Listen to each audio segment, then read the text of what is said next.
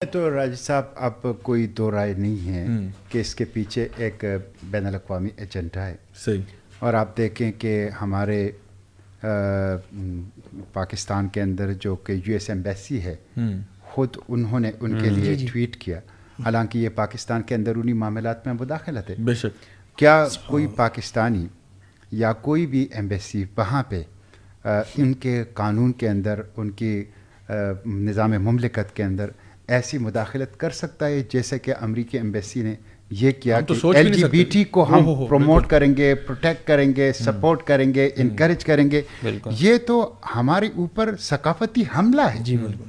یہ تو act of war ہے، یعنی کلچرل وار کا نظریاتی ہمارے اوپر وار ہے. آپ کھل کر کہہ رہے ہیں کہ آپ کے خاندانی نظام کو میں نے کولیپس کرنا ہے، آپ کے اقدار کو، آپ کے روایات کو، وہ اس کو میں نے اس کے اوپر جارحیت کرنی ہے.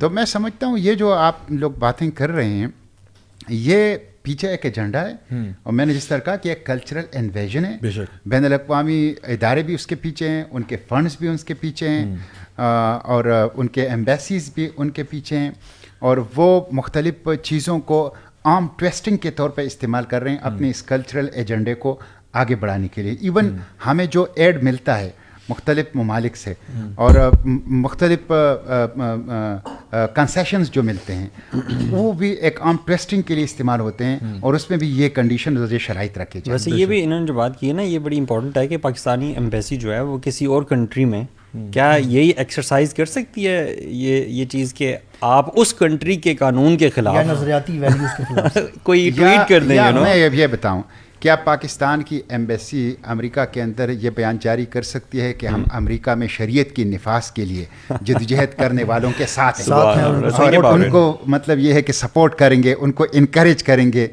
کیا یہ حالانکہ یہ کوئی وہ نہیں، شریعت جو ہے وہ بہت اچھی، وہ ایک نظام ہے، ایسا نہیں ہے کہ وہ، اور وہاں بھی مسلم رہتے ہیں بہت زیادہ، لیکن نہیں کر سکتے. پوری شریعہ چھوڑیں، اگر صرف پردے پہ، اگر پردے پہ، برقعے پہ آپ کر لیں یا حدود لاس کے اوپر آپ کر لیں، تو وہ تو ایک سیکنڈ بھی برداشت نہیں. ہم نے بڑا اچھا پوائنٹ ریز کیا.